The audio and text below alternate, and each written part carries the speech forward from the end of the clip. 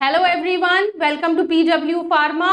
तो आज हम जो हमारी सीरीज स्टार्ट हुई है आप लोगों के लिए जीपैट 2027 की बैकलॉग सीरीज, उसमें फार्मास्यूटिकल ज्यूरिस्प्रूडेंस का सब्जेक्ट पढ़ने वाले हैं। और जो टॉपिक मैंने आप लोगों के लिए सेलेक्ट किया है वो है मेडिकल डिवाइसेस रूल एंड एनडीसीटीआर।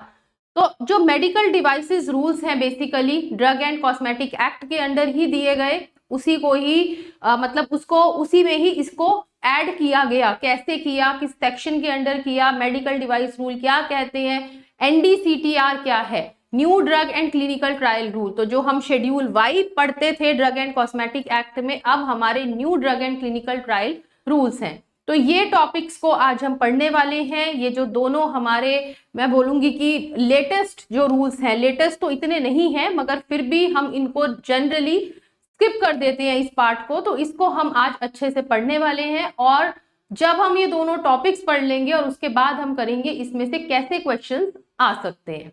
तो चलिए जी स्टार्ट करते हैं मेडिकल डिवाइसेस रूल्स एंड एनडीसीटीआर के बारे में कि ये क्या चीज है, ये रूल्स क्या बोलते हैं। तो स्टार्ट करेंगे मेडिकल डिवाइस रूल से, जो आए थे इन द ईयर 2017। 2017 के अंदर ये रूल्स को लेके आया गया।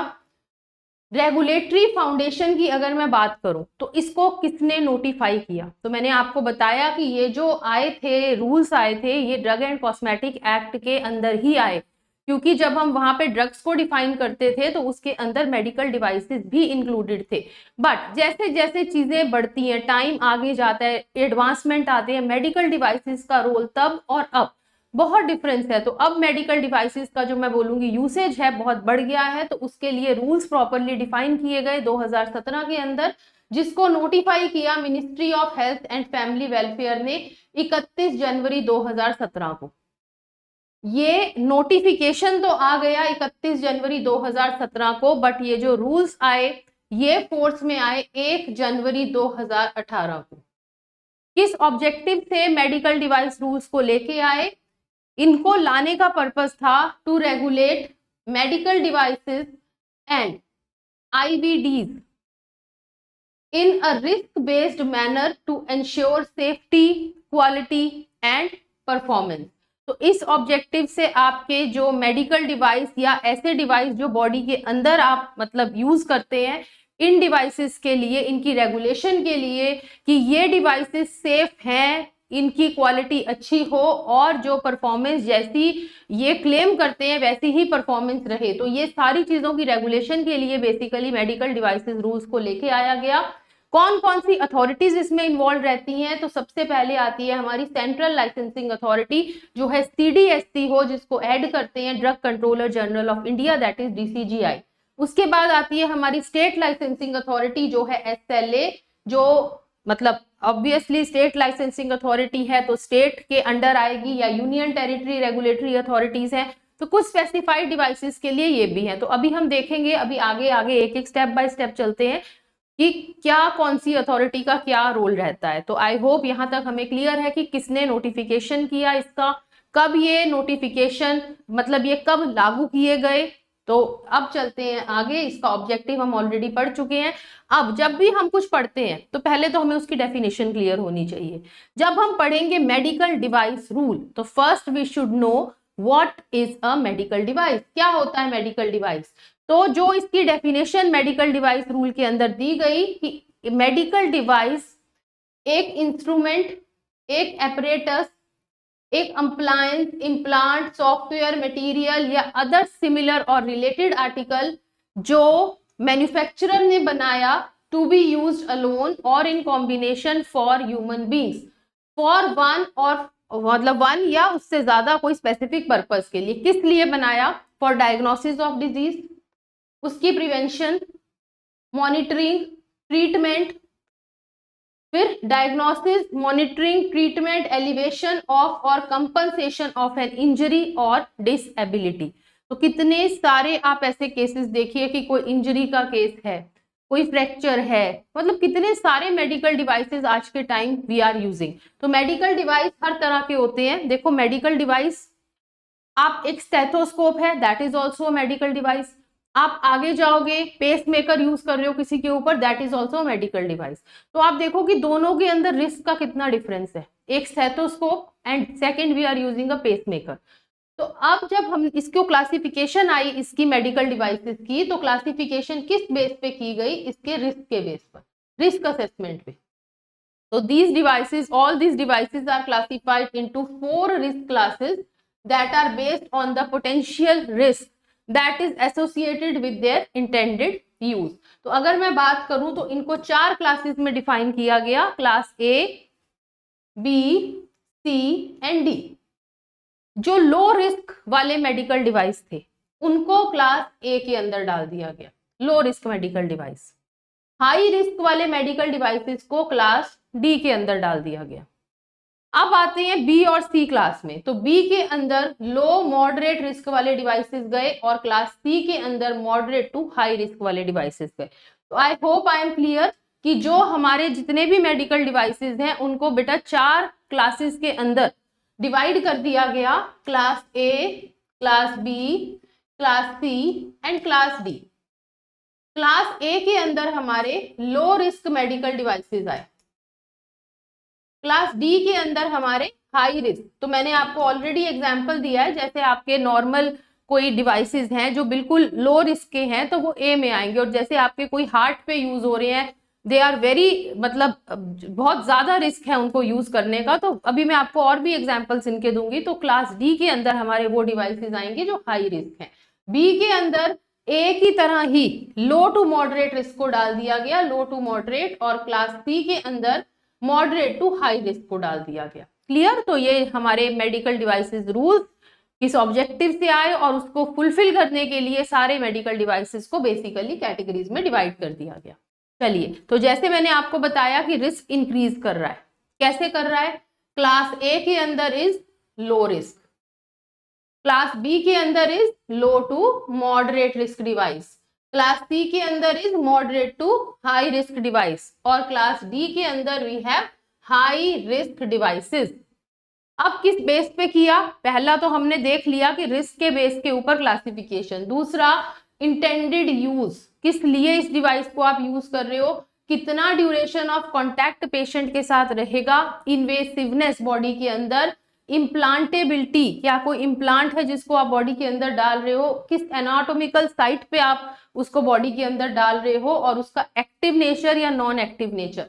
तो ये बच्चे सारी चीजें कंसीडर करके इसको डिफरेंट क्लासेस के अंदर डाला जाता है, बट जो मेन कंसिडरेशन है दैट इज रिस्क। उसके अलावा ये पैरामीटर्स भी कि क्लास ए या बी, सी या डी, तो उसके अकॉर्डिंग, क्योंकि दोनों ही वो हाई टू मॉडरेट है, वो लो टू मॉडरेट है, तो इन सारे पैरामीटर्स को कंसीडर करने के बाद ये डिसाइड किया जाता है कि इस मेडिकल डिवाइस को एक्चुअली किस कैटेगरी के अंदर ये फिट होता है, किसके अंदर इसको डाला जाएगा। आई hope I am clear with this. Next चलते हैं classification, high yield examples and उसके रूल्स। तो इन्वेसिव डिवाइसेस क्या है, इसकी जो क्लासिफिकेशन है ये डिपेंड करती है, मतलब जो इन्वेसिव डिवाइसेस क्या है ना, इन्वेसिव डिवाइसेस जो हम यूज करते हैं, जो बॉडी के अंदर आप यूज करते हो, कि किस रूट से कर रहे हो, कितनी ड्यूरेशन के लिए कर रहे हो, किस साइट पे कर रहे हो, और उसका क्या फंक्शन होने वाला है। एग्जाम्पल, अगर कोई ट्रांजिएंट सर्जिकली इन्वेसिव डिवाइस है, सर्जिकली इन्वेसिव डिवाइस, तो उसको जनरली क्लास बी में डाल देते हैं। कोई लॉन्ग टर्म इम्प्लांट करना है आपने किसी के अंदर, तो जनरली क्लास सी के अंदर आता है। कोई ऐसा डिवाइस है जिसका डायरेक्ट कांटेक्ट हो रहा है हार्ट के साथ, सेंट्रल सर्कुलेटरी सिस्टम या सीएनएस के साथ, क्लास डी के अंदर आता है। ठीक है, बहुत हाई रिस्क वाले हैं कि डायरेक्टली आप उसको हार्ट, आपका सर्कुलेटरी सिस्टम या फिर सीएनएस के साथ उसका डायरेक्ट कांटेक्ट है, और आपके कोई हाई रिस्क फंक्शंस या कोई लाइफ सपोर्ट डिवाइसेस हैं। अगेन लाइफ सपोर्ट डिवाइस है तो कौन सी कैटेगरी में आएगा, वो भी क्लास डी के अंदर आएगा। अब ये क्लास डी की सिचुएशंस क्या है हाई रिस्क वाली? तो पहला, जैसे मैंने आपको बताया कि आपका लाइफ सपोर्ट या लाइफ सस्टेनिंग डिवाइसेस सारे क्लास डी में आते हैं। सर्टन एक्टिव डिवाइसेस जिनका डायरेक्ट कॉन्टैक्ट रहता है सीएनएस के साथ, हार्ट के सेंट्रल सर्कुलेटरी एप्लीकेशंस की, हार्ट में आप देखो कितनी, अब मैंने आपको एग्जांपल ही दिया कि पेस मेकर्स हैं, उनको यूज किया जाता है, तो वो सारे क्लास डी के डिवाइसेस हैं। उसके बाद certain devices incorporating medicinal product की कोई डिवाइस है जिसको आप यूज कर रहे हो to deliver medicinal product to the patient. Implants इसके अंदर आते हैं, या फिर हाई पोटेंशियल रिस्क, कोई इंजरी या डेथ का कोई मतलब ऐसा कोई रिस्क हो इंजरी का, या मतलब और डेथ का कोई लगे कि इस डिवाइस से है, तो वो भी क्लास डी के अंदर डाला जाता है। अब एक और अलग कैटेगरी है कॉन्ट्रासेप्टिव्स की। तो कॉन्ट्रासेप्टिव में कॉन्ट्रासेप्टिव या फिर sexually transmitted disease prevention device, इनको डाला जाता है क्लास सी मेडिकल डिवाइस में। और इम्प्लांटेबल और long term invasive contraceptive device, long term invasive जो लॉन्ग टर्म बॉडी के अंदर रहने वाले डिवाइस है वो डाले जाते हैं, वो डाले गए हैं क्लास डी के अंदर। तो ये कॉन्ट्रासेप्टिव डिवाइसेस के लिए सी और डी क्लास में रहेंगे, तो उसके लिए इस तरह से क्लासिफाई किया गया है। तो I hope I am clear with it. अब आते हैं मेडिकल डिवाइस की ग्रुपिंग पे।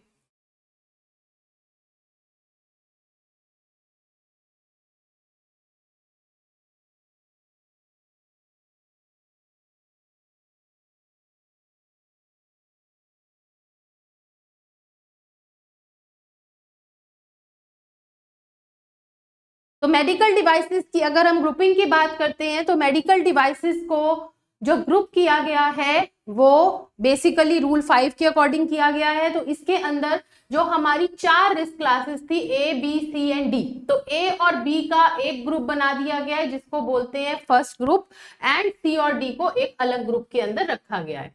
ठीक है, अब आते हैं कि ये किस लिए, why this grouping was necessary.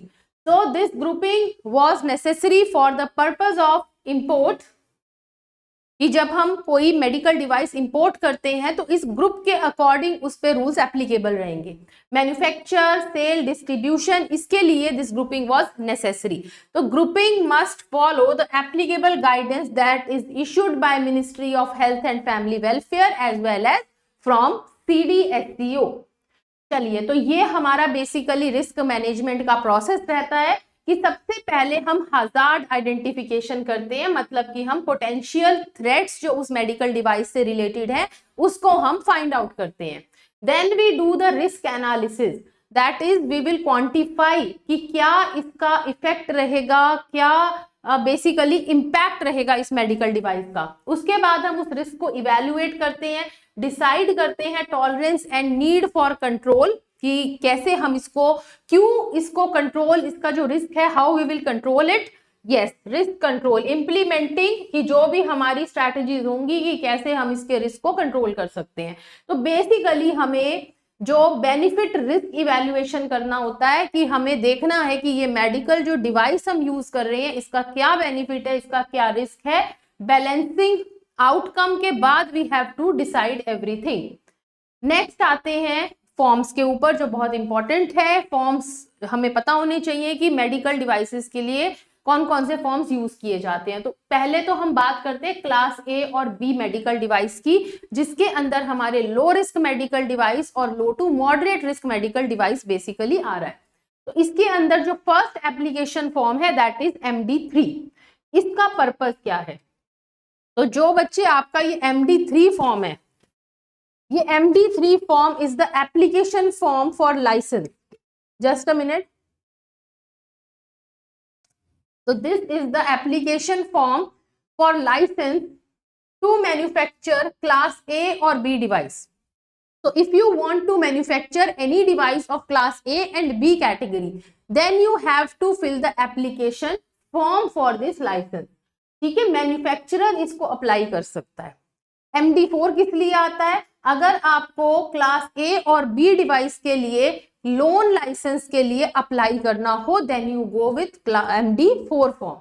अच्छा, अब ये 3 का लाइसेंस किस में मिलता है, तो लाइसेंस मिलता है MD5 के अंदर, क्लास A और B, that is granted by your जो भी लाइसेंसिंग अथॉरिटीज है, सेंट्रल और स्टेट लाइसेंसिंग अथॉरिटी, और MD6 में आपको लोन लाइसेंस ग्रांट हो जाता है।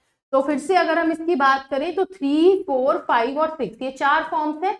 3 फॉर्म है आपका एप्लीकेशन फॉर्म जो आपको फिल करना है अगर you want to manufacture class A and class B medical device. Loan license application form for loan license of class A and B medical device. 5 के अंदर you will be granted license is granted to manufacture class A and B devices, और 6 के अंदर loan licence is granted. तो 5 और 6 में grant हो जाता है और 3 और 4 के अंदर आपको एप्लीकेशन लगानी पड़ती है। तो this is how medical devices के जो आपके ग्रुप्स हैं उसके लिए आपको कौन सा फॉर्म फिल करना है। Now moving on to the next category. Next category हमारी क्या है? नेक्स्ट कैटेगरी है हमारी class C and D and import license. तो क्लास सी और डी की मैन्युफैक्चरिंग और इंपोर्ट लाइसेंस की अगर हम बात करें तो जहां हमारा वहां पर फॉर्म था 3, 4, 5 एंड 6, यहां पर आ जाता है 7, 8, 9 एंड 10। इसके अंदर अगर आपको एप्लीकेशन लगानी है किसके लिए? To manufacture class C and D medical device, तो you will fill form MD7। अगर आपको सी और डी के लिए लोन लाइसेंसिंग करनी है, लोन लाइसेंसिंग इसका एप्लीकेशन लगाना है, तो आपको फॉर्म 8 फिल करना है। 9 के अंदर license will be granted to manufacture class C and D medical device, और 10 के अंदर license will be granted for loan licensing of class C and D medical device. तो I hope I am clear with all these categories की class 3, MD3, MD4, MD5, MD6, MD7, MD8, MD9 और MD10, तो ये सारे forms जो है ये किसके लिए यूज किए जाते हैं। चलिए मूविंग फॉरवर्ड, अब आती है इंपोर्ट लाइसेंस किसी भी क्लास की, क्लास ए या फिर क्लास बी, मतलब हमारा कोई भी ग्रुप, या फिर मैं बोलूंगी कि ABCD कोई भी आपकी जो क्लास है उसके लिए import license if you have to fill, आपको इंपोर्ट करना है, then what you have to fill, you have to fill application form. तो MD14 फॉर्म के अंदर you will apply for import license and MD15 इसके अंदर आपको इंपोर्ट लाइसेंस ग्रांट हो जाएगा, जो आपको सेंट्रल लाइसेंसिंग अथॉरिटी ग्रांट करेगी। तो MD15 में import license will be granted to you, जो आपकी सेंट्रल लाइसेंसिंग अथॉरिटी करेगी। Next moving on to clinical investigation of medical device. Clinical investigation, why this clinical investigation is needed and when it is needed। अब आपका medical device आपका invasive है, body के अंदर भी आपको यूज करना है, तो क्या आप ऐसे ही यूज करेंगे? नहीं कर सकते हैं। You require proper clinical evidence. तो when clinical evidence is required to establish safety of your device, उसकी परफॉर्मेंस और उसका इंटेंडेड यूज, तो उसके लिए clinical investigation is basically needed. Clinical investigation के लिए कौन कौन से फॉर्म्स चाहिए? तो अभी तक हम कौन से फॉर्म पढ़ चुके हैं? अभी तक हम 3, 4, 5, 6, 7, 8, 9, 10 ये फॉर्म पढ़ चुके हैं। उसके अलावा हमने पढ़ा 14 और 15 जो हमारा इंपोर्ट रिलेटेड फॉर्म था। अब आते हैं फॉर्म 11, फॉर्म 12। फॉर्म 11 क्या है? फॉर्म 11 के अंदर यू विल राइट, मतलब you will apply to manufacture device for test, evaluation और क्लिनिकल इन्वेस्टिगेशन। तो अगर आपको क्लिनिकल इन्वेस्टिगेशन के लिए जाना है, you have to apply in form MD11। अगर आपको इसका मतलब you have applied, this doesn't mean कि you will get a license for it. तो आपको जो लाइसेंस मिलेगा टू मैन्युफैक्चर मेडिकल डिवाइस वो मिलेगा फॉर्म 12 के अंदर। तो 11 के अंदर you are applying for clinical investigation and 12 के अंदर you will get a license for clinical investigation.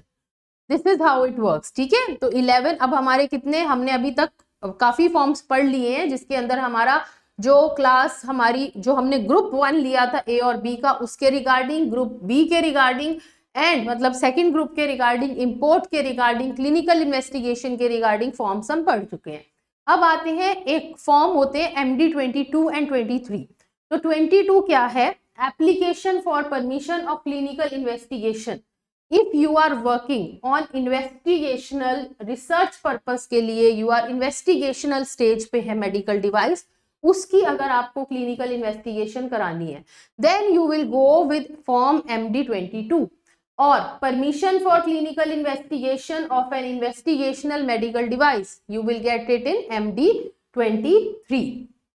चलो, तो ये तो हो गया हमारा अभी तक के फॉर्म्स। अब आते हैं क्लिनिकल इन्वेस्टिगेशन तक का पार्ट। अब आते हैं पोस्ट मार्केटिंग कि आफ्टर इट्स यूसेज वो सर्विलियंस जो है वो कैसे, क्या बोलते हैं हमारे मेडिकल डिवाइसेस रूल इसके लिए।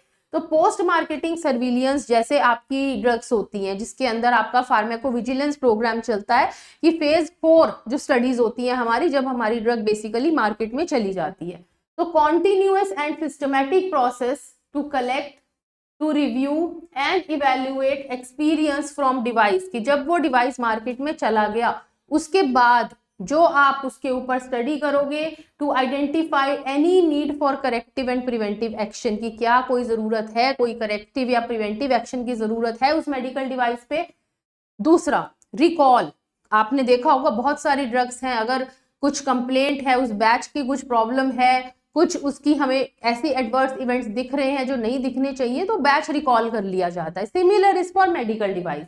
तो मैन्युफैक्चरर है, इंपोर्टर है या डिस्ट्रीब्यूटर है, इनको फटाफट रिकॉल इनिशिएट करना है अगर इनके जो डिवाइसेस हैं दे पोजेस सीरियस रिस्क, या वो आपके मेडिकल डिवाइस रूल को कहीं कंप्लाई नहीं कर रहे हैं, या उसकी परफॉर्मेंस जो पहले दिख रही थी उतनी एडिक्वेट नहीं है, लेबलिंग मिसलीडिंग है, या कोई भी रीजन है जिससे कि हमें लगता है कि सेफ्टी के ऊपर बात आ जाएगी, तो रिकॉल के ये रीजंस बेसिकली मेडिकल डिवाइस के रहते हैं। चलिए, तो ये था हमारा एक मेडिकल डिवाइस रूल जिसके हम क्वेश्चंस अभी लास्ट में मैं आपको बताऊंगी कि किस तरह से हमें इसको प्रैक्टिस करनी है। छोटे छोटे रूल्स हैं, एक्चुअली बेसिकली एक्सटेंडेड पार्ट है हमारे एक्ट्स के, तो we should know about them also. तो मेडिकल डिवाइस रूल में हमने जो अभी चीजें पढ़ी हम उसे समराइज भी कर लेंगे, अभी लास्ट में दोनों को एक साथ समराइज करते हैं। नेक्स्ट आते हैं हमारे NDCTR रूल्स। अब ये क्या होते हैं? तो NDCTR रूल्स होते हैं new drugs and clinical trial rules. वो थे 2017 के, जिसको इंप्लीमेंट किया गया 2018 में।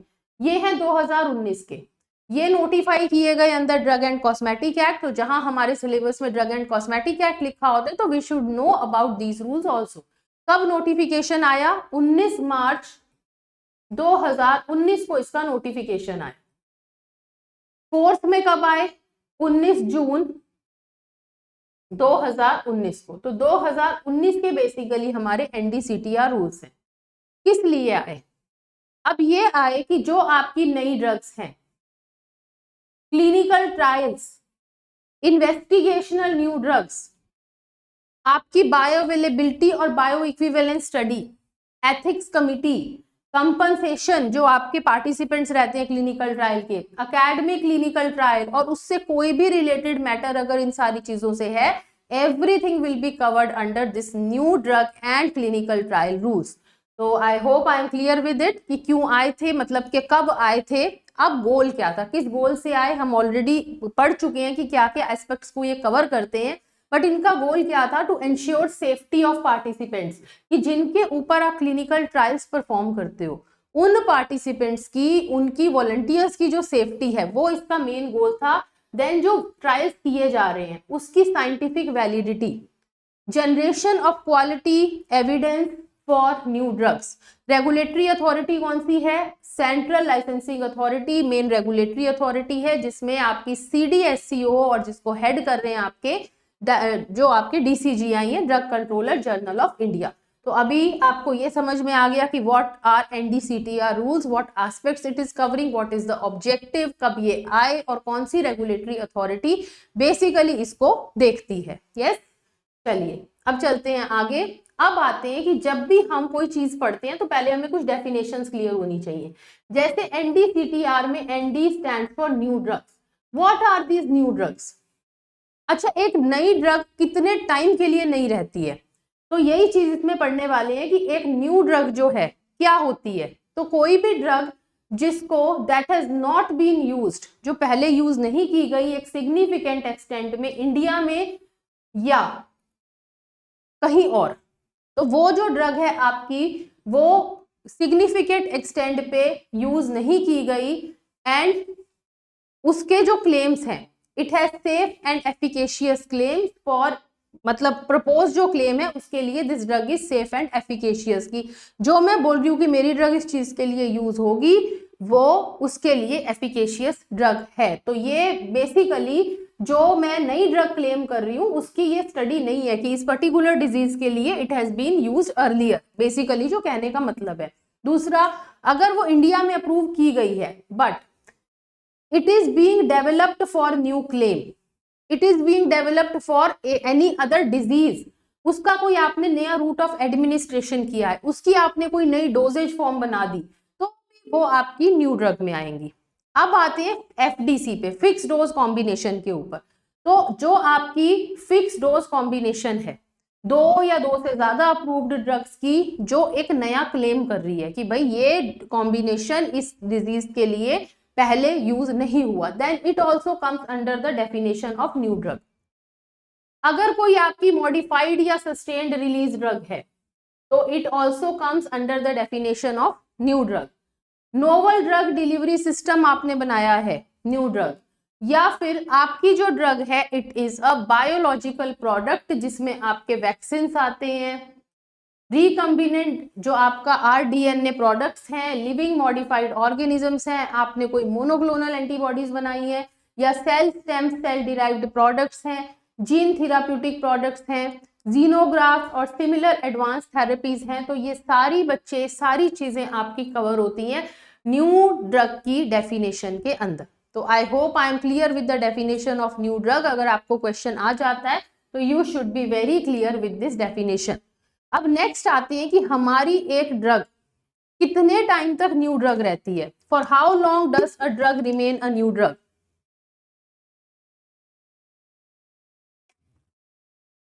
चलिए, तो एनडीसीटीआर रूल्स बेसिकली क्या कहते हैं, इन्होंने दो कैटेगरीज के अंदर इसको बनाया है, मतलब डिवाइड कर दिया है। एक होती है हमारी ऑर्डिनरी न्यू ड्रग, तो एक मतलब जो आपकी अभी मैं दूसरी कैटेगरी बताऊंगी आपकी जो अभी बी कैटेगरी आएगी, तो any new drug remains a new drug for 4 year.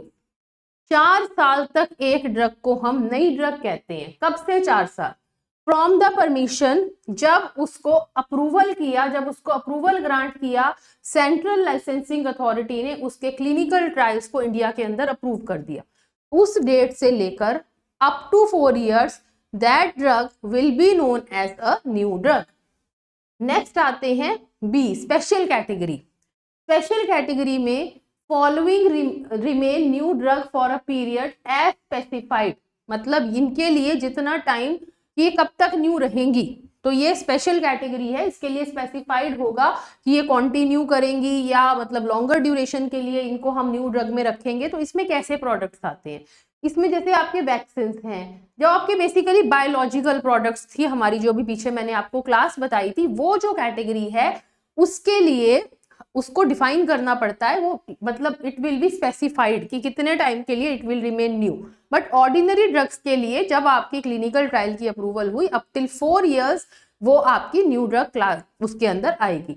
RDNA derived product, living modified organisms, monoclonal antibodies, cell stem cell derived products, gene therapeutic products या जीनोग्राफ्ट, तो ये सारी क्लास जो है हमारी, this is special category of new drugs. Special category of new drugs. चलिए, अब आते हैं जी क्लिनिकल ट्रायल्स की, कुछ बात कर लेते हैं कि जब हम बात करते हैं न्यू ड्रग क्लिनिकल ट्रायल, तो पहले तो हमें क्लैरिटी हो कि न्यू ड्रग हमने समझ लिया क्या होती है। अब आते हैं क्लिनिकल ट्रायल पे, फिर चलेंगे इसके रूल्स पे। जब हम बात करते हैं क्लिनिकल ट्रायल की, तो क्लिनिकल ट्रायल्स को 4 फेजेस के अंदर डिवाइड कर दिया गया है। पहला है फेज 1, दूसरा फेज 2, तीसरा फेज 3 और फोर्थ इज फेज 4। तो ये इस 4 हेडिंग के अंदर हमने इन सारे फेजेस को डिवाइड कर दिया। Clinical trial phase 1, phase 2, phase 3 and phase 4। अब मैंने देखो बड़े अच्छे से आपको टेबुलर फॉर्म में सारी चीजें एक्सप्लेन करी है, बहुत इंपॉर्टेंट क्वेश्चंस है, काफी बार इसमें से क्वेश्चन आया भी हुआ है। मेन ऑब्जेक्टिव्स क्या रहते हैं किस फेज के, क्या टिपिकल डिजाइन होता है, कितने नंबर ऑफ सब्जेक्ट्स रहते हैं और क्या उस फेज का की फोकस होता है। तो स्टार्ट करते हैं हम फेज 1 क्लिनिकल ट्रायल से। फेज 1 क्लिनिकल ट्रायल होता है जब हमने अपनी ड्रग को पहली बार, first time we administered that drug in human being. Then ये क्या करता है, ये असेस करता है हमारी ड्रग कितनी सेफ है, कितना ह्यूमन उसको टॉलरेट कर पा रहे हैं। आपकी फार्मेकोकाइनेटिक फार्मेकोडायनेमिक स्टडी, क्या डोज रेंज देनी है, और इसमें बेसिकली आइडेंटिफाई किए जाते हैं एडवर्स ड्रग रिएक्शन। ये जो फेज है बच्चे, ये फेज आपके हेल्दी वॉलंटियर्स में रहता है। दिस इज वेरी इंपॉर्टेंट कि हेल्दी वॉलंटियर्स के अंदर कौन सा फेज किया जाता है, तो दिस इज फेज 1। जो सेकंड और थर्ड है वहां पर आपके पेशेंट्स आते हैं कि जिस डिजीज के लिए आप अपनी ड्रग की टेस्टिंग कर रहे हो, तो स्पेसिफिकली उस डिजीज के पेशेंट्स आपके फेज 2 और फेज 3 के ट्रायल में आएंगे। फेज 1 आपके हेल्दी वॉलंटियर्स रहते हैं, 20 to 100 healthy volunteers. Typical design की अगर मैं बात करूं तो ओपन लेबल, डोज एस्केलेशन की सिंगल या मल्टीपल डोज दे रहे हो, तो ये तो थोड़ा वेरी भी करता है जब डिजाइन होते हैं, जब अप्रूवल होती है। तो ये अगर मैं की फोकस पे जाऊं तो इस फेज के अंदर आपकी ड्रग की सेफ्टी, उसकी टॉलरेबिलिटी और फार्मेकोकाइनेटिक और फार्मेकोडायनेमिक स्टडी देखी जाती है। और ये याद रखना है कि सबसे पहले जब हम ड्रग किसी ह्यूमन बीइंग पे दे रहे हैं तो दैट इज इन फेज 1, और हम फेज 1 के अंदर हेल्दी वॉलंटियर्स यूज कर रहे हैं 20 to 100। जब फेज 1 का डेटा हमारे पास आ गया, अब हम जाएंगे फेज 2 पे। फेज 2 आपकी पेशेंट्स पे है, तो 100 से 300 पेशेंट्स को आप यूज करोगे अपने फेज 2 के ट्रायल को करने के लिए। इसके अंदर आपकी प्रिलिमिनरी एफिकेसी की ड्रग जो क्लेम कर रही है कि मैं इसके लिए, देखो यहाँ पर हमने एफिकेसी नहीं देखी, क्योंकि यहाँ पर हम डिजीज के लिए ड्रग को नहीं दे रहे थे, यहाँ पर हम दे रहे थे कि ड्रग कितनी टॉलरेट की जा रही है, कितनी वो वैसे सेफ है, कोई एडवर्स रिएक्शन तो नहीं कर रही। अब जब पेशेंट को दोगे तो आपको उसकी एक एग्जैक्ट एफिकेसी पता चलेगी कि ये कितनी हमारी, मतलब बेसिकली कितना उस डिजीज को ट्रीट कर रही है। अब उस डिजीज की ट्रीटमेंट के लिए कितनी डोज हमारी जरूरत है, और उस ड्रग की जो शॉर्ट टर्म सेफ्टी है, ये सारी चीजें हमारी फेज 2 क्लिनिकल ट्रायल के अंदर असेस की जाती हैं। इसमें ज्यादातर कंट्रोल्ड और रैंडमाइज्ड ट्रायल्स पे जो डिजाइन किया जाता है वो कंट्रोल्ड रैंडमाइज्ड ट्रायल है। ये मैं आपको ऑलरेडी बता चुकी हूँ कि 100 से 300 पेशेंट के ऊपर ये स्टडी की जाती है, और इसमें आप क्या देखते हो, इसमें आप ड्रग की एफिकेसी, सिग्नल कि कोई एडवर्स ड्रग रिएक्शन आ गया तो दैट इज बेसिकली कि कुछ भी हमें ऐसे अलग सा दिखा जो नहीं एक्सपेक्टेड था, सिग्नल तो हम वो रिपोर्ट करते हैं इसके अंदर, डोज फाइंड आउट करते हैं, रिस्पॉन्स देखते हैं, सेफ्टी देखते हैं ड्रग की। तो ये बेसिकली कुछ चीजें हैं हमारी फेज 1 और फेज 2 की। जब आपके पास फेज 2 का एक डेटा आ जाता है, अब आप जाते हो बड़ी पॉपुलेशन पर, नंबर ऑफ पेशेंट्स बढ़ा देते हैं, फिर देखते हैं कि अब हमारी ड्रग जो है वो कितनी एफिकेशियस है। तो फेज 3 आपकी बेसिकली कंफर्मेटरी फेज होती है, जिसके अंदर आप उस ड्रग की एफिकेसी को कंफर्म करते हो कि हाँ मेरी जो ड्रग है वो पर्टिकुलरली इसी के लिए ही, एक मिनट, जस्ट अ मिनट।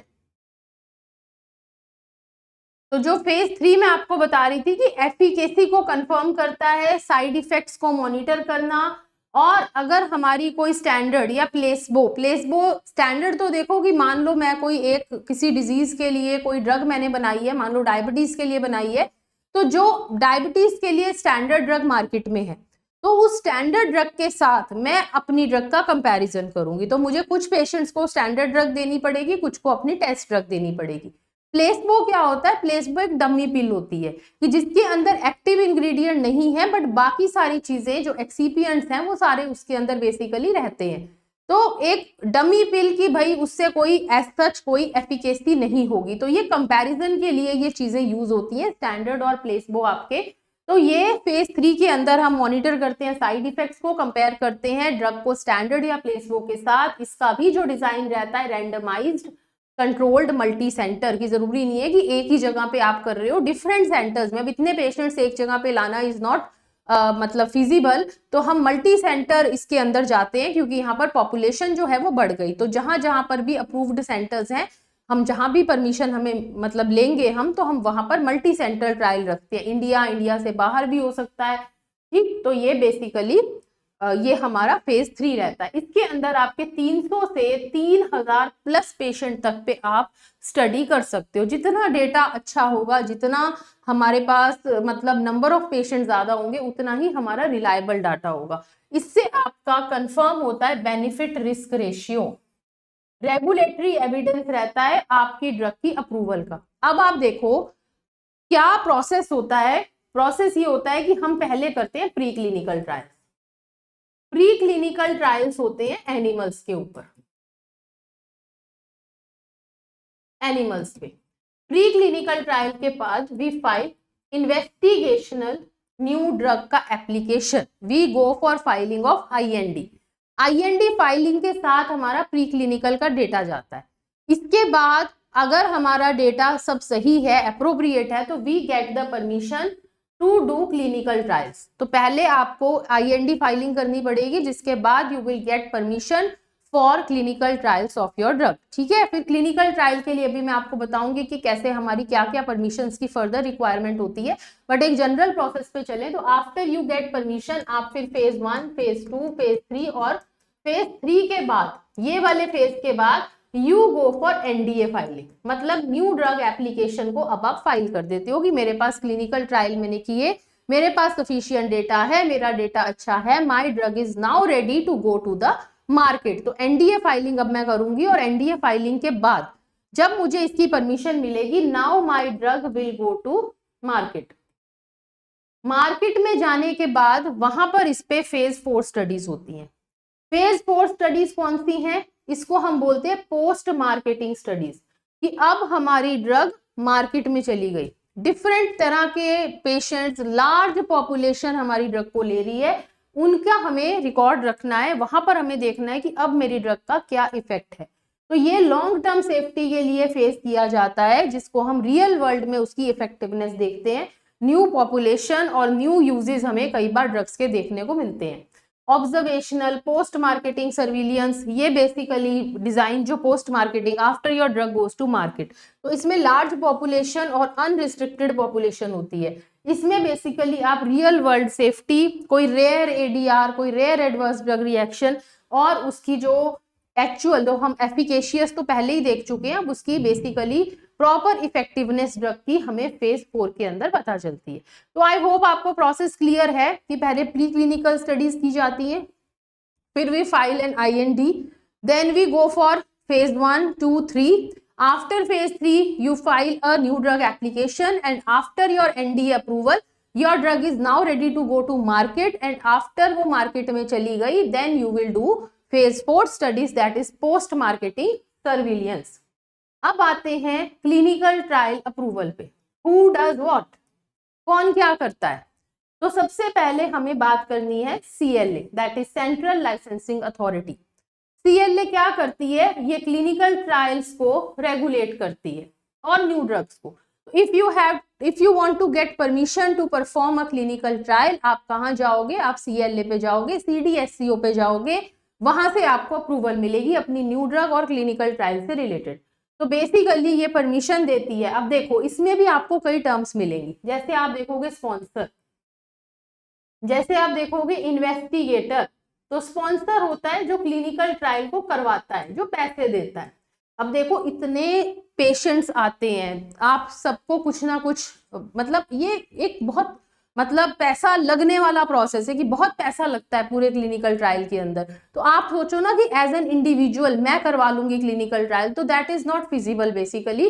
तो ये कोई स्पॉन्सरशिप होगी तभी आप इतना मतलब लार्ज ह्यूज अमाउंट दे पाओगे to conduct a clinical trial. उसके बाद भी after clinical trial it is not sure कि मेरी ड्रग क्लिनिकल ट्रायल में गई है और वो मार्केट में चली जाएगी। बहुत बहुत कम ड्रग्स होती हैं जो क्लिनिकल ट्रायल को पास करके और फिर जाती हैं मार्केट में। तो बहुत सारे पैरामीटर्स असेस किए जाते हैं before your drug enter into the market.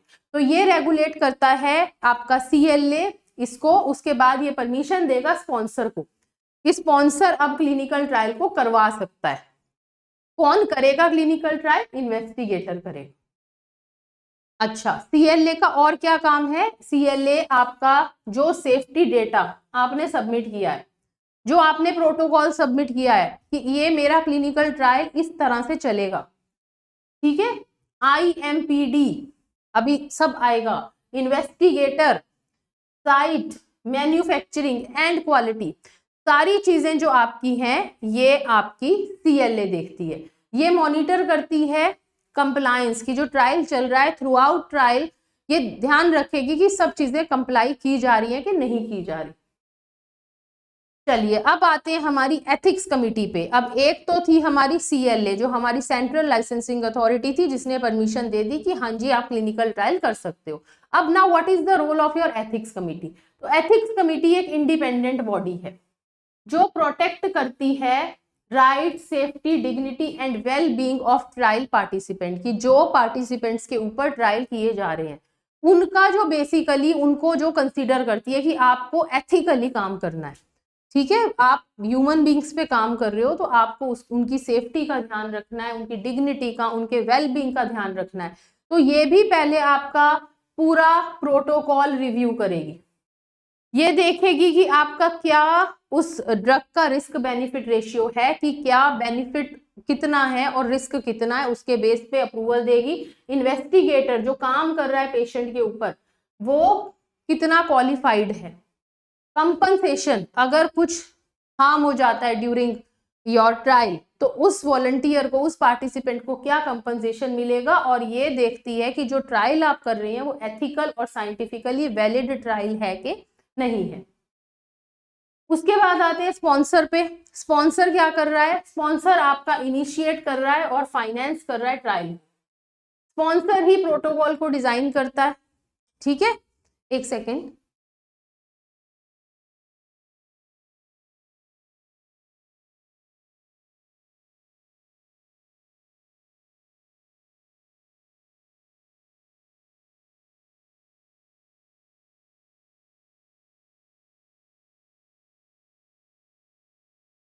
चलिए तो जो स्पॉन्सर है आपका बेसिकली वो ही फाइनेंस करता है, ठीक।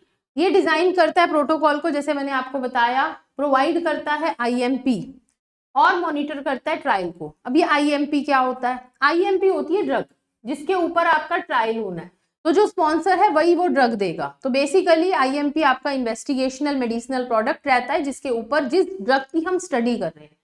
अच्छा, दूसरा स्पॉन्सर देखेगा कि GCP कंप्लायंस की जा रही है कि नहीं। GCP क्या है? Good clinical practice. अगर मैं इसमें बात करूं ICH गाइडलाइंस की तो E6 गाइडलाइन में आपको मतलब एफिकेसी गाइडलाइंस को भी फॉलो करना पड़ता है, तो प्रॉपर गाइडलाइंस होती है। ऐसे ही क्लिनिकल ट्रायल्स नहीं किए जाते। असेंशियल डॉक्यूमेंट्स और डाटा को जो मेंटेन रखते हैं वो हमारे स्पॉन्सर होते हैं। नेक्स्ट होते हैं हमारे इन्वेस्टिगेटर। इन्वेस्टिगेटर कौन है? अब इन्वेस्टिगेटर है जो कंडक्ट करता है ट्रायल को। उसने तो फंडिंग कर दी, स्पॉन्सर ने प्रोटोकॉल दे दिया कि इस तरह से करना है। इन्वेस्टिगेटर काम करेगा, जो इसे प्रोटोकॉल दिया गया है वो इन्वेस्टिगेटर उसको फॉलो करेगा। GCP गुड क्लिनिकल प्रैक्टिस को फॉलो करेगा। एक टर्म आया था पीछे ICF, ये क्या होता है? This is informed consent form. मतलब जिस भी पार्टिसिपेंट पे आप ट्रायल करते हो आपको पहले उसको इन्फॉर्म करना है कि आपके ऊपर ये ट्रायल किया जाएगा। प्रॉपर उसको सब चीजें बतानी है, उसकी इंफॉर्मेशन जो होती है सारी वो होती है ICF। जब वो एग्री करेगा, जब वो ICF फिल करेगा तभी आप उसके ऊपर ट्रायल्स कर सकते हो। इंश्योर करते हैं इन्वेस्टिगेटर की जो हम ट्रायल कर रहे हैं वो सेफ है पार्टिसिपेंट्स पे। कोई भी आपके एडवर्स ड्रग, सीरियस SAE होता है, serious adverse drug reaction, serious adverse events,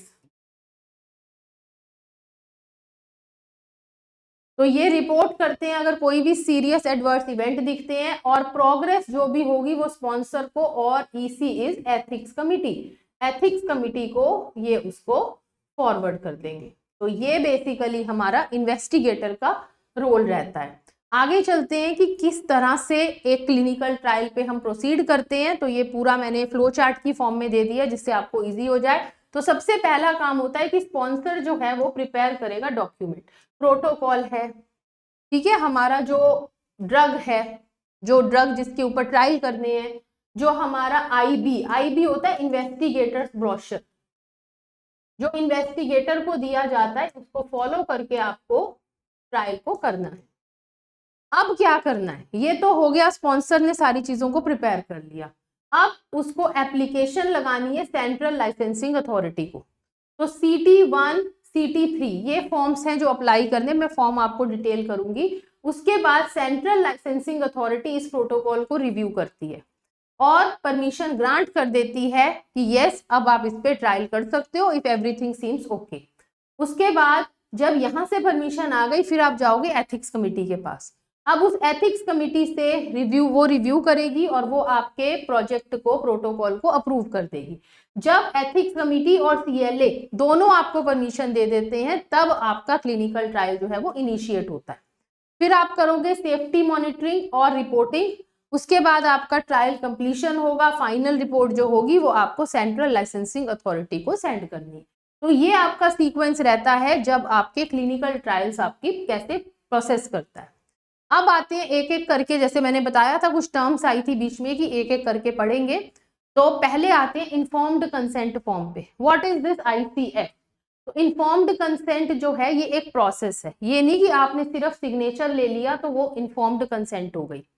ऐसा ना हो कि भाई जो पेशेंट्स आपने लिए हैं वो किसी मतलब ऐसे स्टेट के हैं जो उनको सिर्फ अपनी लैंग्वेज आती है, कि महाराष्ट्र के हैं, मराठी आती है, तमिल आती है और आप उसको दे रहे हो हिंदी या इंग्लिश में पढ़ने के लिए, तो वो ठीक नहीं है। उसको उसकी नेटिव लैंग्वेज के अंदर ही फॉर्म्स प्रोवाइड करवाए जाते हैं, वो उसको पूरा पढ़ेगा, समझेगा, उसके बाद वो सिग्नेचर करेगा। तो जब भी कोई ट्रायल रिलेटेड प्रोसीजर है तो ये उससे पहले इन्फॉर्म्ड कंसेंट आपके पास होना चाहिए कि उन्हें पता हो कि आप उसके ऊपर क्या करने वाले हो। It should be, yes, it should be given in a language that is understood by the participant। तो ये उसी लैंग्वेज में ही बनाए जाते हैं। IC डॉक्यूमेंट जो होता है उसके अंदर क्या क्या होता है, उसके अंदर पर्पस होता है कि ये ट्रायल क्यों किया जा रहा है, ये ट्रायल जो करोगे इसका क्या प्रोसीजर रहेगा, वो पूरी डिटेल इसमें दी जाती है।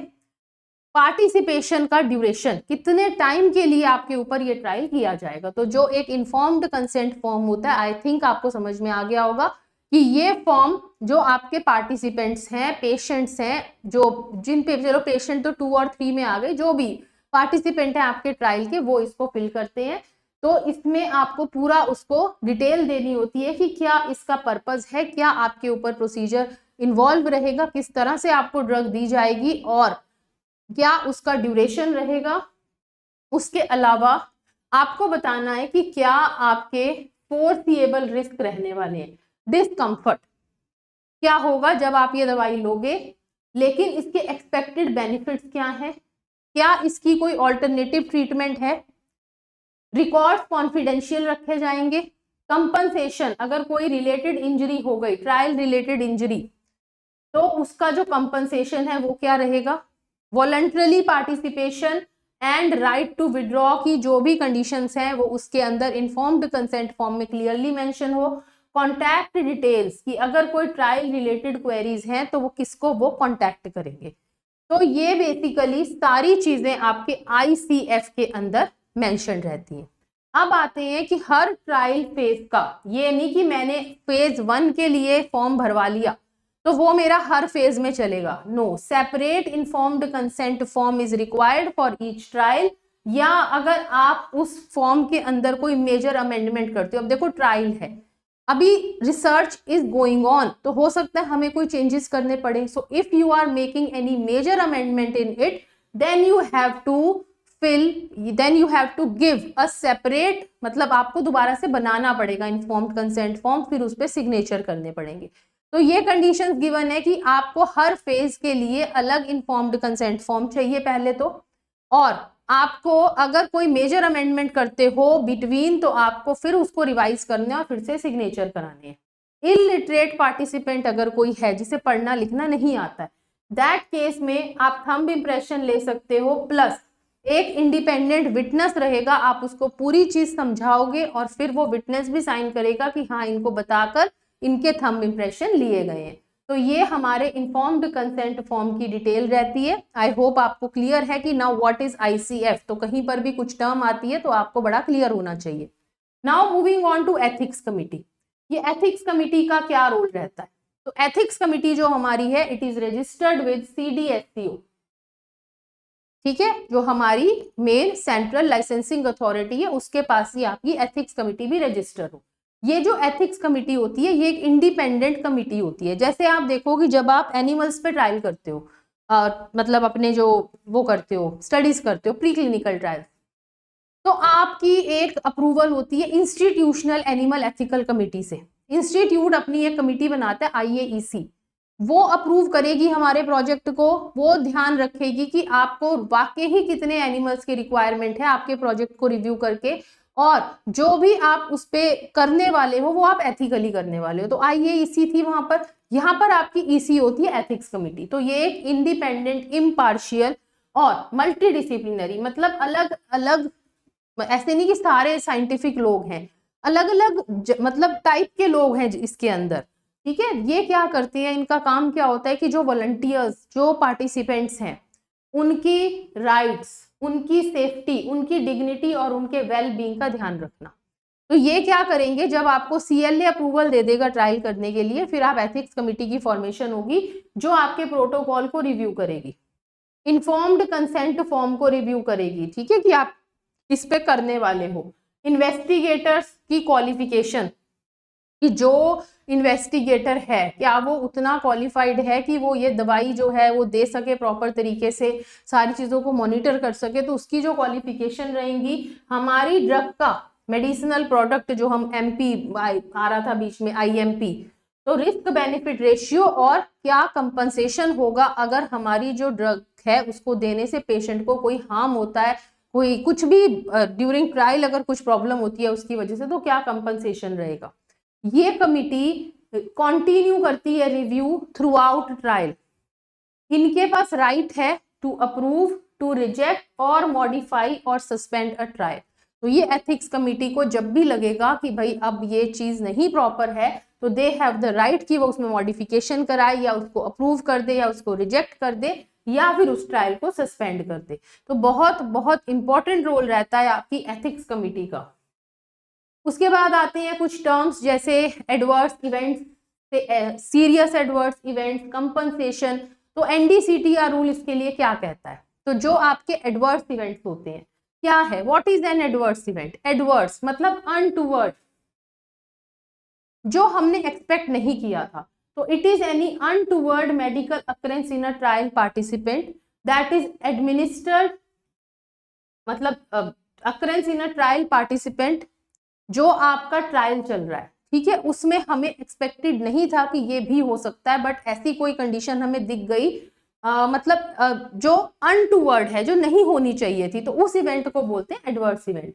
तो any untoward occurrence. Serious adverse event, तो ये सीवियरिटी पे बेस करता है कि कितना सीवियर है। अगर आपका एडवर्स इवेंट इज सीवियर तो उसको सीरियस बोल देते हैं। उसके बाद होती है एडवर्स ड्रग रिएक्शन, जो सस्पेक्टेड रिलेशन होता है कि हमारी ट्रायल ड्रग के साथ ये एडवर्स ड्रग रिएक्शन हो सकती है। सीरियस एडवर्स इवेंट मैंने आपको ऑलरेडी बताया कि एनी अनटूवर्ड मेडिकल अकरेंस, किसी पर्टिकुलर डोज में आपने ड्रग दी है तो आपको नहीं पता था कि ये हुई, बट अगर हुई और बहुत सीरियस हो गई, जिससे इवन डेथ हो सकती है, या दैट इज लाइफ थ्रेटनिंग, या फिर उसकी वजह से देयर इज रिक्वायरमेंट कि जो पेशेंट था उसको हॉस्पिटलाइजेशन करना पड़ रहा है, वो प्रोलॉन्ग हो गया उसका हॉस्पिटलाइजेशन, तो इस तरह की चीजें सीरियस एडवर्स इवेंट्स में आती हैं। तो ये टर्म्स आती है जब हम पढ़ते हैं। तो अब कंपनसेशन क्या होता है। कंपनसेशन, तो अगर कुछ मिस हैपनिंग, कुछ एडवर्स इवेंट ड्यूरिंग ट्रायल हो जाता है तो स्पॉन्सर के ऊपर रिस्पॉन्सिबिलिटी होती है कंपनसेशन की। ये सब कुछ ICF में सारी कंडीशंस मेंशन्ड होती हैं। तो sponsor is responsible to compensate the trial participant for any injury और death that is related to trial. Compensation determine कैसे किया जाता है कि किस तरह से कंपनसेशन दिया जाएगा, कि कितनी एक्सटेंट ऑफ इंजरी है, या कोई डिसेबिलिटी है, या डेथ का केस है, कितने ड्यूरेशन के लिए वो अंडर ट्रीटमेंट था, मेडिकल मैनेजमेंट कैसी करी, लॉस ऑफ अर्निंग्स अगर ड्यूरिंग ट्रायल हुआ, या कोई और रेलिवेंट फैक्टर होंगे, सब चीजों को ध्यान में रखते हुए कंपनसेशन को बनाया जाएगा। तो इसमें एथिक्स कमिटी का इन्वॉल्वमेंट रहता है। उसके बाद जब हम क्लिनिकल ट्रायल्स करते हैं तो क्लिनिकल ट्रायल के अंदर आते हैं बायो अवेलेबिलिटी और बायो इक्विवेलेंस स्टडीज। तो बायो अवेलेबिलिटी क्या होती है? Bio availability is basically rate और एक्सटेंट कि जिसमें आपकी जो ड्रग है या जो आपके एक्टिव इंग्रेडिएंट है वो अवेलेबल हो जाते हैं एट साइट ऑफ एक्शन। ठीक है, कि कितनी देर में किस रेट के ऊपर आपकी जो ड्रग है वो साइट ऑफ एक्शन पे अवेलेबल है, मतलब सिस्टमैटिक सर्कुलेशन में जो है आपकी जो मतलब ड्रग है वो कितनी देर में आपकी वहां तक सिस्टेमिक सर्कुलेशन में पहुंची है। की पैरामीटर्स हम क्या देखते हैं बायो इक्विवेलेंस बायो अवेलेबिलिटी में? तो पहले बायो अवेलेबिलिटी की बात करते हैं। तो Cmax कि मैक्सिमम प्लाज्मा कंसंट्रेशन मेरी ड्रग ने कितनी अचीव की है, कि ड्रग ने मैक्सिमम प्लाज्मा कंसंट्रेशन कितनी अचीव की है। Tmax कि कितने टाइम में वो Cmax को अचीव कर पाई। AUC area under the curve 0 to T मतलब टाइम इंटरवल है, या फिर इंफिनिटी 0 AUC 0 to इंफिनिटी। दूसरा टी हाफ होता है elimination half life of your drug. तो ये कुछ पैरामीटर्स हैं जो हम बायो अवेलेबिलिटी स्टडीज करते हैं ड्यूरिंग क्लिनिकल ट्रायल। फिर बायो इक्विवेलेंस आती है जिसके अंदर हम दो फार्मास्यूटिकल प्रोडक्ट्स का कंपैरिजन करते हैं। जो बायो इक्विवेलेंट प्रोडक्ट है, ठीक है, उनकी बायो अवेलेबिलिटी का कंपैरिजन करते हैं इसके अंदर। तो it is assessed by comparing test product with your reference product. Acceptance criteria जो क्लिनिकल ट्रायल में इसका दिया हुआ है NDCTR रूल्स में जो मेंशन्ड है, 90% confidence interval of TR ratio for Cmax and AUC should lie between 80% to 125%। तो बेसिकली ये बायो इक्विवेलेंस स्टडीज कब रिक्वायर्ड होती हैं? जब आपकी जेनेरिक अप्रूवल्स आपको करवानी है, जेनेरिक ड्रग अप्रूवल आपको करानी है, तो आप बायो इक्विवेलेंस का डेटा देकर कंपैरिजन देकर बायो इक्विवेलेंट प्रोडक्ट के साथ अप्रूवल करवा सकते हो। ठीक है, या कोई आपकी एक्सटेंशन है या आपने कोई फॉर्मुलेशन चेंज करी है, ड्रग ऑलरेडी आ रही थी मार्केट में, आपने उसको नई फॉर्मुलेशन की फॉर्म में लेके गए हो, या कोई रेगुलेटरी सबमिशन के लिए वो रिक्वायर्ड है। अब आते हैं इंपॉर्टेंट NDCTR फॉर्म।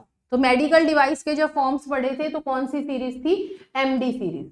जब क्लिनिकल ट्रायल के फॉर्म पढ़ोगे तो कौन सी सीरीज आएगी? CT series, clinical trial series. ठीक, चलिए अब इनको पढ़ते हैं, just a minute.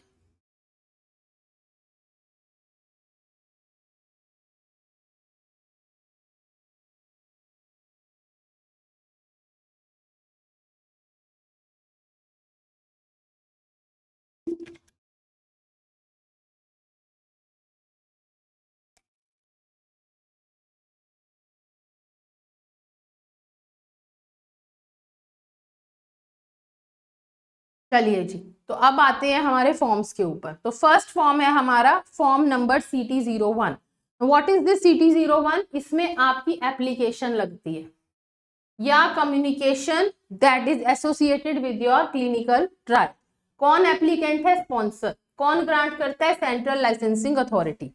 CT02 application है अगर आप कोई न्यू ड्रग को इंडिया के अंदर क्लिनिकल ट्रायल करना चाहते हो, स्पॉन्सर लगाता है, CLA अप्रूव करता है।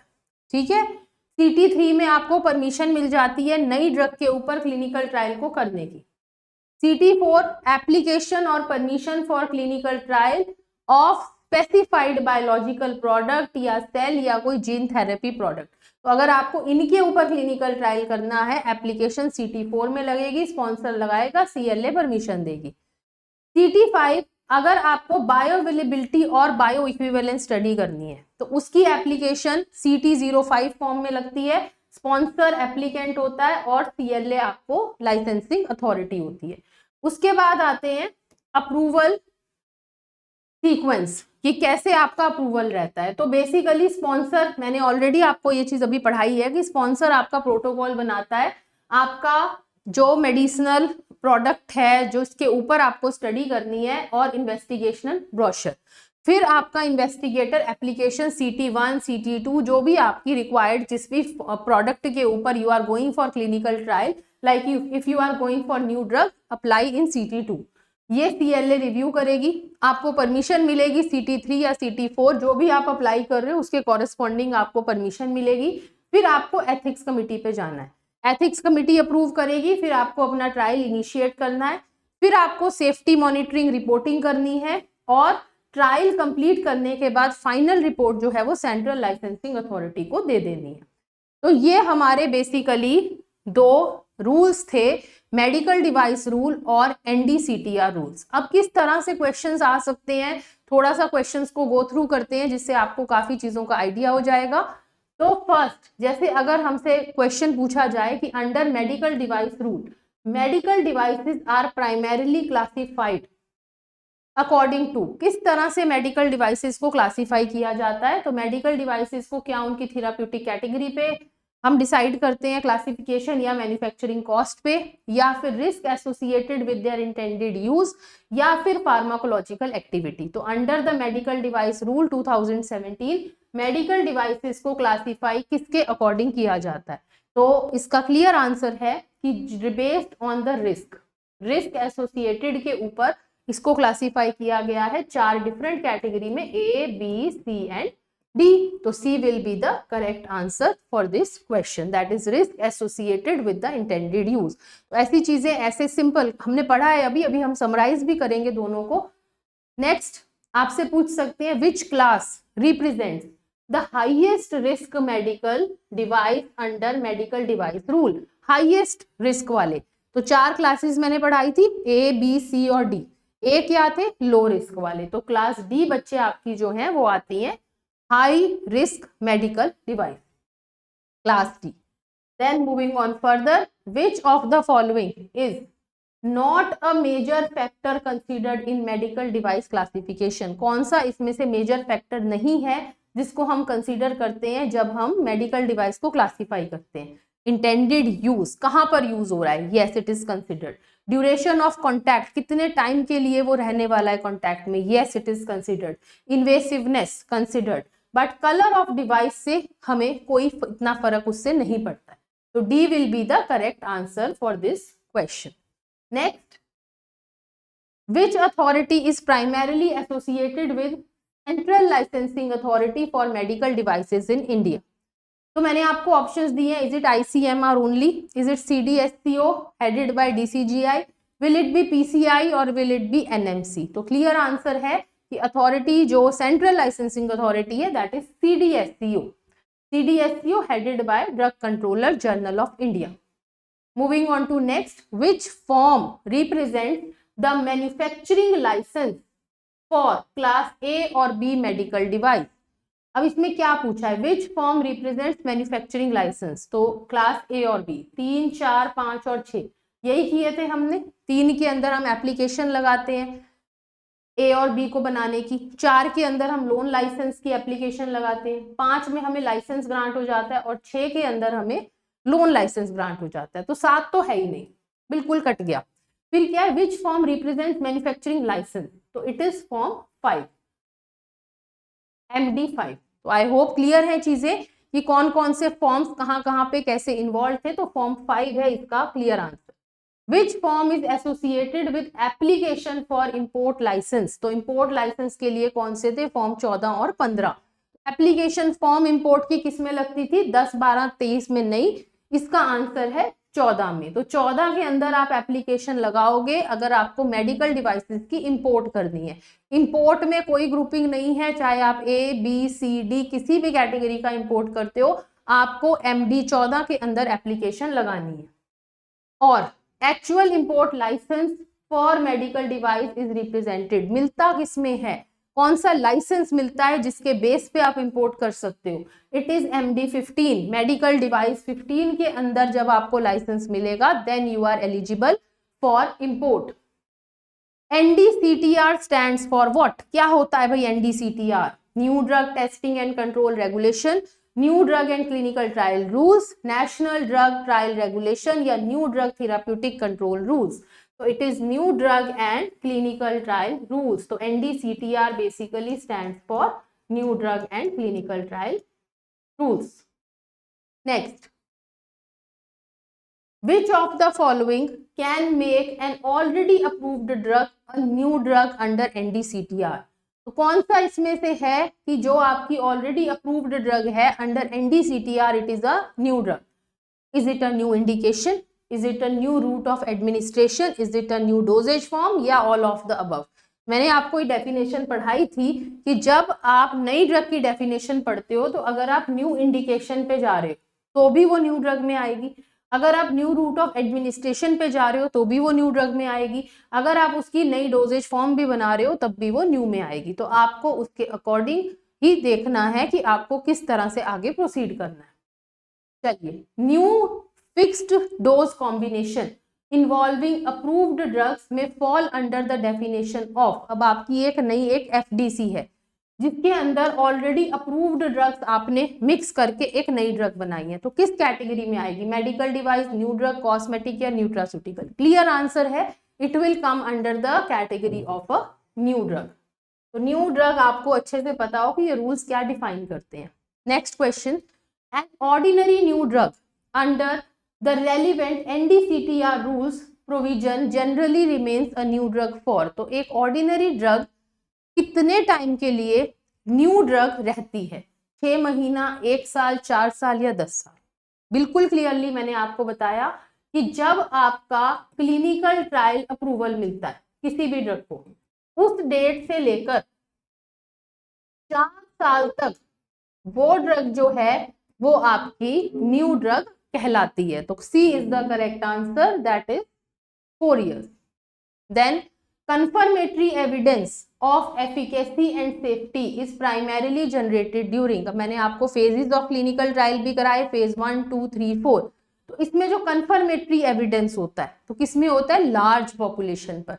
तो कौन सा phase होगा? phase 3। phase 3 is the correct answer for this question.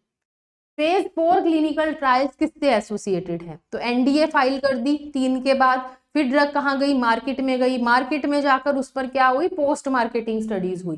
तो फर्स्ट एडमिनिस्ट्रेशन नो, ये फेज 1 है। Initial dose escalation no, pre clinical animal studies no, post marketing surveillance and additional safety या इफेक्टिवनेस इंफॉर्मेशन आपकी phase 4 clinical trial से associated रहती है। Next पे चलते हैं, which statement correctly differentiate regulatory approval from ethics committee approval? कि क्या डिफरेंस है दोनों में? क्या दोनों एग्जैक्टली सेम है, या एथिक्स कमिटी अप्रूवल रिप्लेस कर लेती है रेगुलेटरी परमिशन को, या regulatory permission and ethics committee approval are distinct requirement with different functions, या neither is required for clinical trial? तो C is the correct answer कि दोनों जो हैं they are required and both have their own functions. ठीक है, चलिए जी summarise करते हैं। तो आज हमने बच्चे 2 रूल स्टडी किए हैं। एक है हमारे मेडिकल डिवाइस रूल जो हमारे 2017 के हैं और 2018 में लागू किए गए, और दूसरे हमारे एनडीसीटीआर रूल्स 2019 के। ठीक, मेडिकल डिवाइस रूल को ministry of health and family welfare ने नोटिफाई किया था, जिसके अंदर जितने भी मेडिकल डिवाइसेस हैं उसको हमने 4 कैटेगरीज में based on their risk divide कर दिया, ए, बी, सी और डी। डी के अंदर हाई रिस्क रखे और ए के अंदर हमने लो रिस्क रखे। अब जब हमने बात करी फर्दर मैन्युफैक्चरिंग की तो हमने क्लास ए बी को ग्रुप 1 कर दिया और क्लास सी डी को ग्रुप 2 कर दिया।